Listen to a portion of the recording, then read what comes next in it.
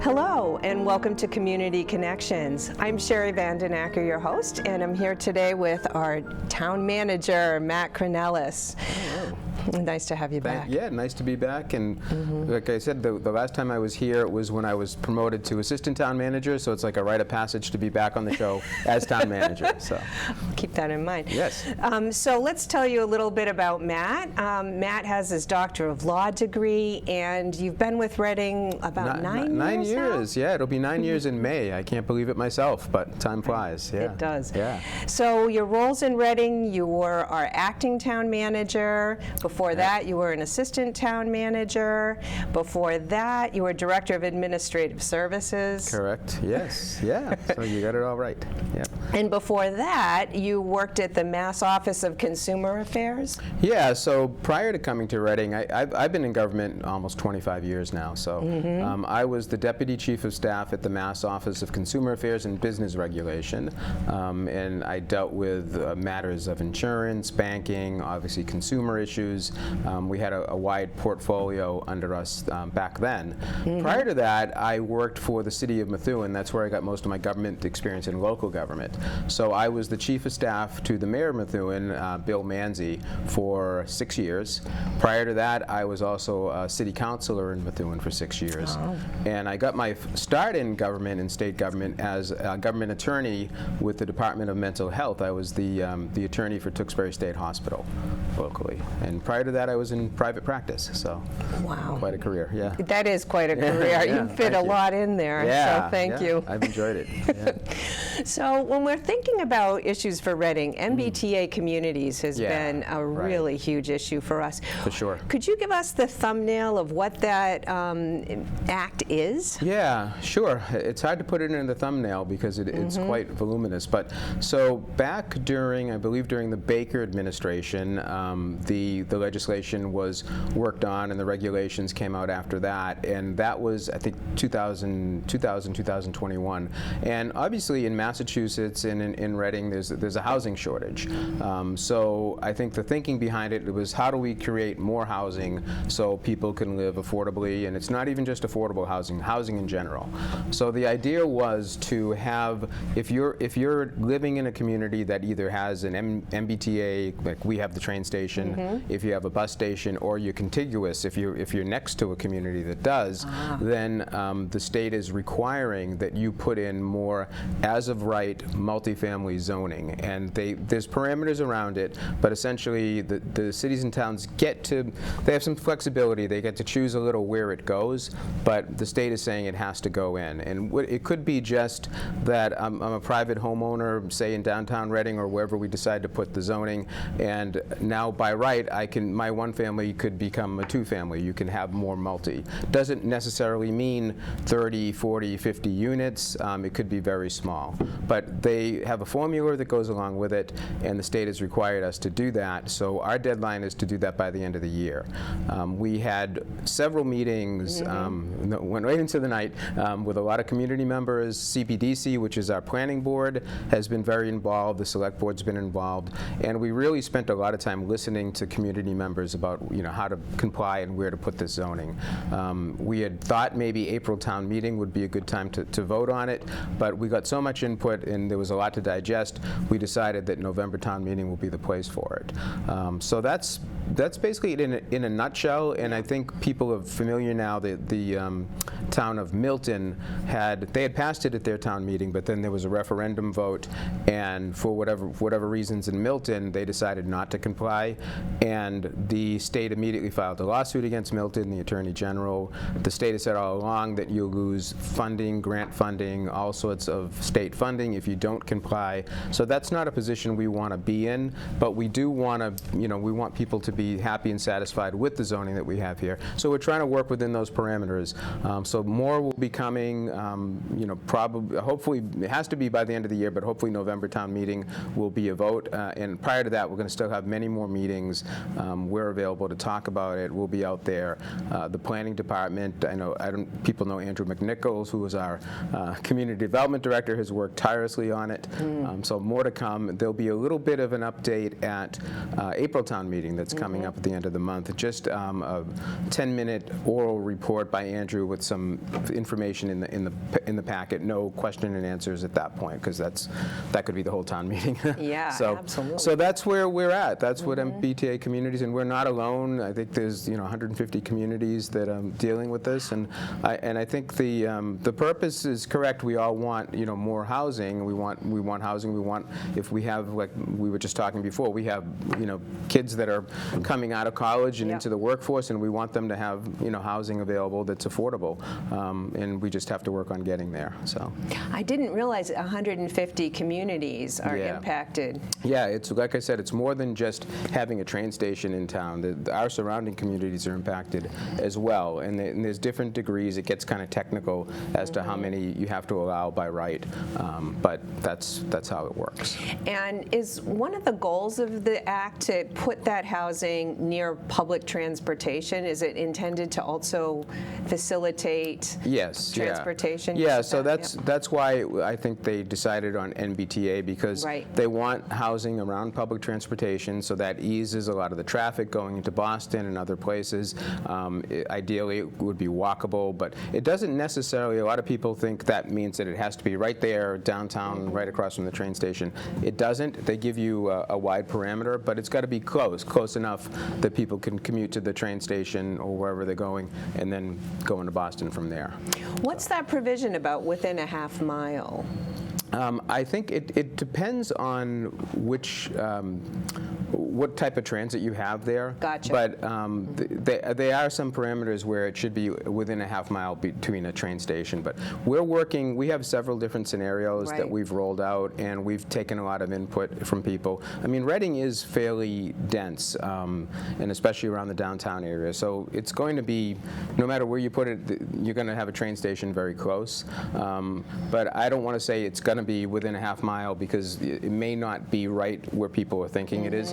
There's a lot of plans. We have them online, and we appreciate more input on that as well. So yeah.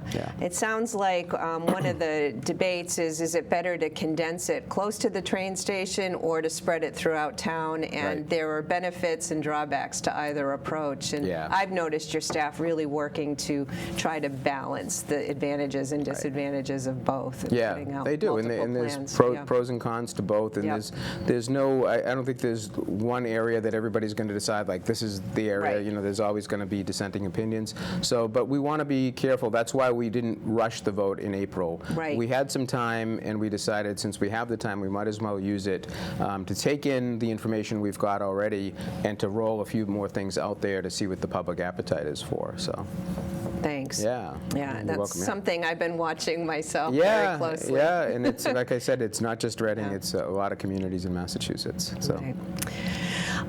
Building projects. So we have Killam School, which needs replacement because it's at the end of its useful life, I think we could say. It is, yeah. It's as old as me, so yeah. But you clearly are not at the end of your useful life, I hope so not. that's good. Yeah. So what's on the horizon in terms of Killam? Yeah, so Killam is moving pretty quickly. I had been aware of Killam almost since I got here in Reading, because it always had been targeted as the next project, because it was built in, I think, 1969, and definitely needs a facelift or more. So at some point when Fidel, the former town manager, was here, we did apply for funding through the MSBA. Massachusetts School Building Authority. Yeah, I'll try not to use the anagrams. And we got accepted into the first round of that. And so we've spent $2 million on getting a owner's project manager involved, so we have a firm for that. We have an architect, and we are getting underway. So about a year from now, we'll get hopefully final approval from the Mass School Building Authority for the funding, because they do a reimbursement. It's a match, so that helps us out quite a bit, because a school building project it's millions and millions, and any sort of state money that helps us along the way is very valuable to us. So we'll know about a year from now, but we're gearing up for that, and we've had had a lot. We have a school building committee that's assembled that's part of the permanent building committee. We've had several public meetings, outreach meetings, most of which happen at the Killam, which is great, so people could go in and see what we're talking about. We've talked about traffic, site improvement, educational plans. Everybody's on board with pushing this forward. I deal with the superintendent, Tom Milashevsky, about it, weekly, and we put together a really good board to deal with this, and we have bi-weekly board meetings in terms of the school building board. So we're well on the way, and there'll be more information coming out soon as well about specific plans. Our goal is to get to what they call a schematic design, so they will actually look at roughly what the school would look like, and then ask for funding, and that's how we sort of gauge how much we need. And if everything goes well next year at the Mass School Building Authority, then we'll be going to town meeting and then to the voters, because it's what they call debt exclusion. They would have to vote on the funding for the school. So debt exclusion means that our tax bills are limited to 2.5% a year of growth, but unless we pass a project where we're willing to pay in addition to that. That's what debt so it's in addition. Yeah, so you're right. Proposition 2.5, everybody knows about that. So we're constricted. We couldn't fund a school within the levy limit, what they call the levy limit, because we would be hitting the 2.5% and then some. But what the law allows you to do is to do excluded debt. So we'll go out and borrow for that money. That's excluded from the 2.5%, and that shows up as a separate assessment on the tax bill as we start paying the debt back. Now, my understanding is we are already paying debt exclusion for the high school and for the library. Right. But debt exclusions don't last forever. It's until the debt's paid off. You pay it off, right. And so how close are we to having those drop off of our bills? Very close. So I believe in FY24, which we're in now, fiscal year 24, we'll retire the debt from the high school, and also I believe the Wood End School that was redone years ago, we're retiring that debt. And then next year, FY25, we plan to retire the debt for the library. So those will be coming off the tax bill. So hypothetically, there's room on the tax bill for a new project if people, were to vote that way. So. Without necessarily seeing a huge increase, because our because bills will those go are coming down. off, the bill will come down, and then if there's a new assessment on there, it could come up again. So you said the MSBA is a match. So is it 50-50? And they won't tell you the exact percentage, and it's changed through the years. 50 is pretty good nowadays. When I did a school in Methuen years ago, I think it was closer to 70 that they would pay 70%. But the school state budget being what it is, we don't have an exact percentage, so I don't want to throw numbers out there. But if we could get half or more paid for by the state, that's a big plus for us. So that's a win. I didn't realize it's not a fixed percentage. Well, it will be once they haven't. They look at the whole project and they'll tell you, and there's a little wiggle room for them as to what the percentage is, and so we don't have a number quite yet. Like I said, next year when we're officially hopefully accepted into the program, they'll tell us what the reimbursement, they call it the reimbursement rate. They'll tell us what that is. But usually it is, could be half, could be a little less, could be a little more. So that's great to know. Yeah, right. Thanks. Yeah. And it probably depends too on if it's a replacement, if it's an expansion, if it's and everything's on the table right now because we're so early. Right. I'll tell you that school is tired after it hasn't really not much has been done to it in 50 years except for just routine maintenance. So and sometimes people think that if you do a renovation, well, that's going to be a lot cheaper than building a whole new school, and sometimes it's not, because you're dealing with 1960s infrastructure in there. There's a lot that we wouldn't use these days that we may not want to even have in the school. So sometimes a full reconstruction, building from the ground up, is actually cheaper than trying to renovate a 50, 60-year-old building. So I recall that if there were renovations beyond a certain point, we also would have had to improve our accessibility, which is something we want anyway. Yeah. But that also gets at adding immense cost to renovating an old building, whereas you can accommodate all of that from that's exactly right. There's certain things you're going to have to do, and we had just recently we had a whole meeting on on traffic and how Yep. it works down there. And there's a lot actually we can do right now, smaller things like crosswalks or whatever.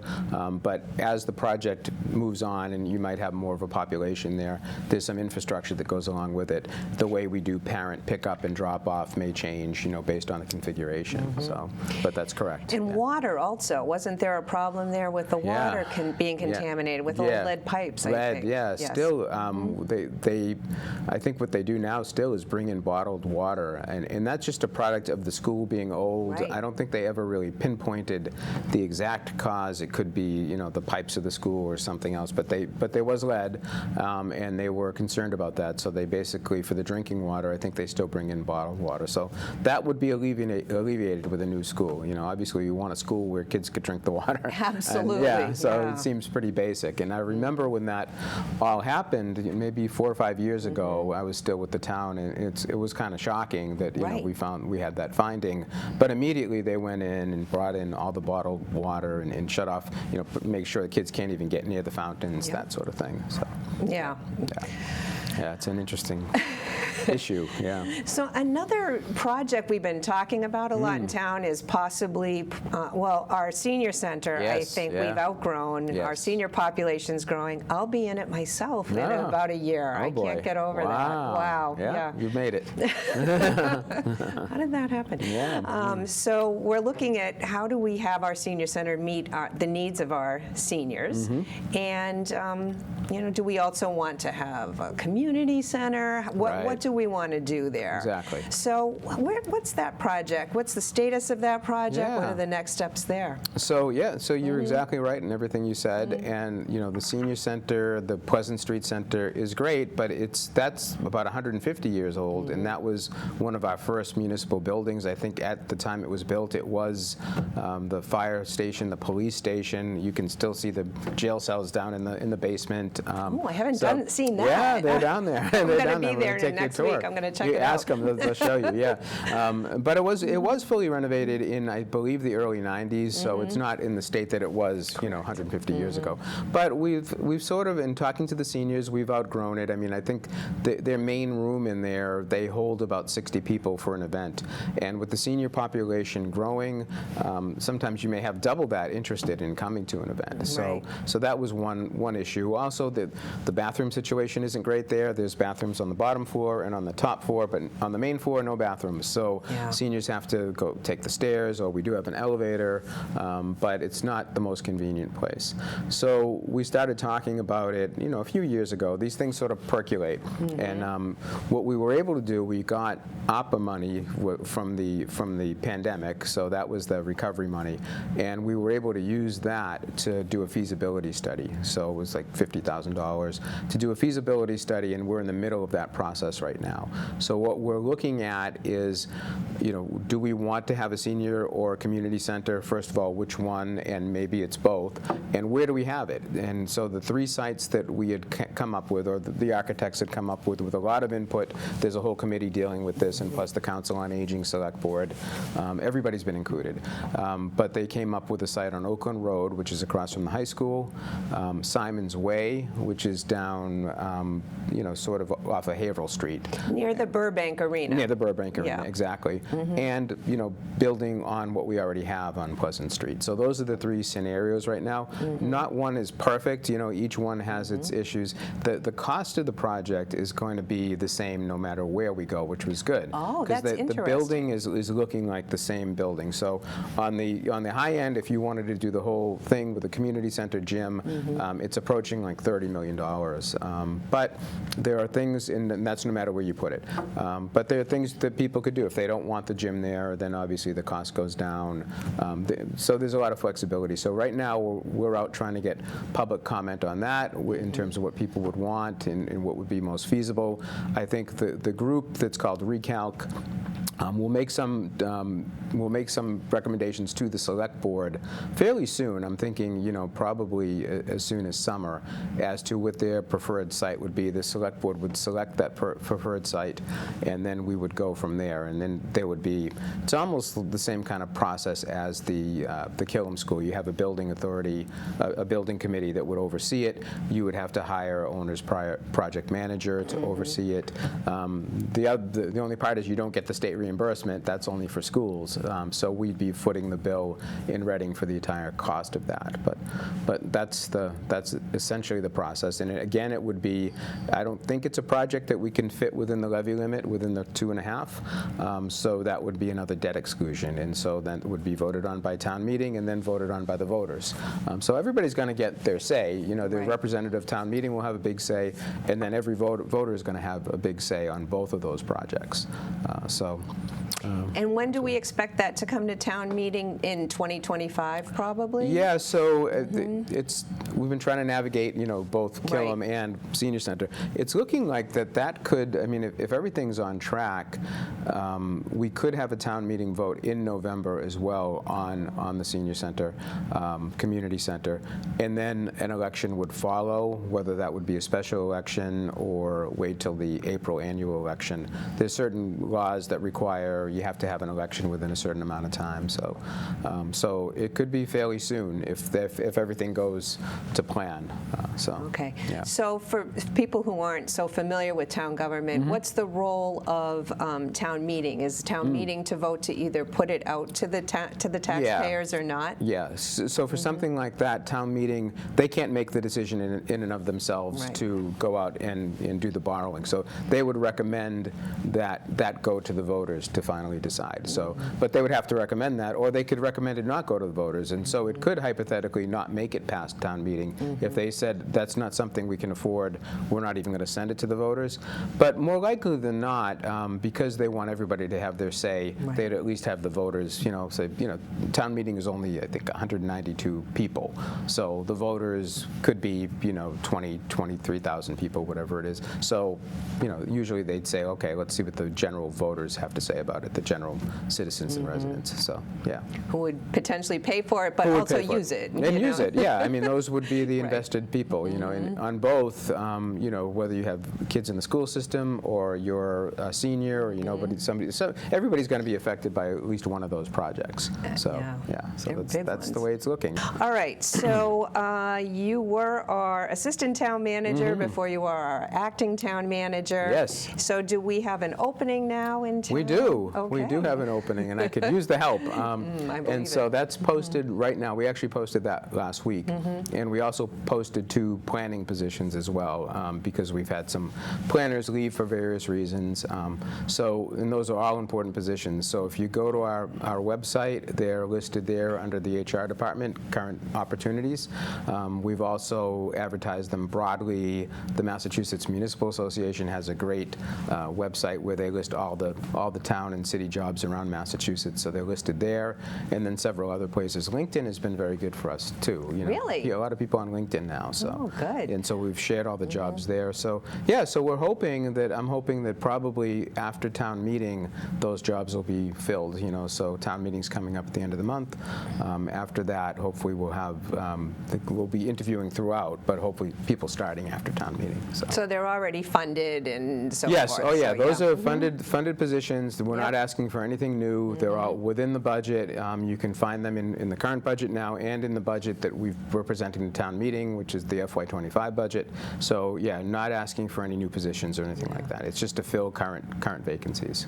So how many jobs are you doing right now? 2, 3? I count 3 or 4 because when I became assistant town manager, the way Fidel had structured it was that I would keep the responsibilities of the administrative services director / ombudsman, and we had that talk before about ombudsman, and that term is going to change under the next charter change. So I would keep that and also pick up a lot of the portfolio that was under Gene Delios, the former town manager, who had mostly planning, community development, and senior center, recreation. So I picked up all of that, and so that was almost like 2 jobs combining. Right. And then Fidel, went to Chelsea, which is good for him. Yes. And we know nobody wanted to hold him back, and he's doing great. we speak weekly. great. And so then I took over for him, but there was nobody to sort of take over for me yet, and so, yeah, so there's a lot. But we have great staff. We have great staff. They've been very supportive through the whole process, and the select board has been supportive, so I mean, I think we're getting there for sure. So That's great. Yeah, I'm a huge proponent of the staff at Town Hall. Oh, So thank you. Yeah, thanks to yeah, you and yeah. all of your staff for Thank all the you, work yeah. you do. Yeah, I appreciate it. Yeah, we have a great staff and Yes. a lot of long-term employees with a lot of experience that we're fortunate to keep in Reading, because some of them have, you know, over 20 years experience in their field, and they're pretty valuable. You know, you don't get people like that every day. So, and then we had a couple people leave, mostly just to relocation in terms of the planning position, and the economic development director left to join Fidel and Chelsea. So we're filling those positions. Fidel, send us someone from Chelsea. I know. Don't I just was take hoping to do people a there. trade. Yeah, but, exactly. You know, but no, I don't begrudge any. I don't want to hold course. anybody back. And Of course. it's a good opportunity for that individual and for Fidel and for us. We're going to, you know, maintain that position and hopefully find somebody great to be the sort of liaison to the business community, which is very important, especially downtown. So. Yeah, thank you for that. Yeah. So we know we're keeping you busy with doing 2 or 3 jobs. Yeah. And then I understand you, like so many of our first responders, were out at the library after the Yes. bomb threat. Yeah. So I don't know if you have any spare time, but what do you do to unwind from this position? Oh, yeah, there's a lot. You sort of have to. You have to have that time to unwind, and I like to do. I like to spend time with my family. Obviously, you know, my children are sort of grown now, but they still like to spend time with their dad when they can. Yes. So I like to do that, and I'm still involved. So arts and culture is something we had talked about before on a prior show, and it's something that I'm, you know, passionate about, and we've done a lot in Reading, but also where I live, my hometown, we've also been able to do a lot there, and so I work on those projects. I run a poetry group back home where I live, and involved with a arts and creative placemaking group that we've gotten some grants, and we lit up a beautiful waterfall in Methuen. It's called Light the Falls, with artistic lighting. So even though that's kind of work, it's something that I enjoy, and so it helps me unwind. I like to write. I like to go to the gym. When I have time, I like to golf, fish, things like that. You know, so you have to find that time. I even do, you know, meditation to try to, you know, just sort of gain perspective, and I found that helpful through the years as well, you know, because if you don't have that, it's just going to be bouncing off the walls 24/7. So you know, Yeah. So. I think I need to take some of these tips for my own life, even though my schedule is not as full as yours. Yeah, no, everybody has full and active lives, and I know you've been busy through the years as well. So any sort of creative outlet, I tell people, is great to have, whatever it is, whether it's writing, whether it's art, visual arts, photography, filmmaking. I think that's rewarding, and people get a lot out of doing that. And then whatever you can do to spend time with your family and have a little fun, that's sort of the easy philosophy there. So, yeah. All right. Well, thank you so much for your time today. Yeah, we really this was great appreciate it. again. Yeah, I hope to come on again. I don't know what my next promotion will be, but you know, who knows? And what the next projects are as these develop. There will be so much more to talk about. We're gonna, and we do want, communication is key, and so we do want to get information out there. So outlets like RCTV, your show, you know, it's very helpful to us as well. So. Well, thank you. I so enjoy talking with you and with everyone about who's working for our town. Thank you for watching today, and have a great day. Great. Thank you.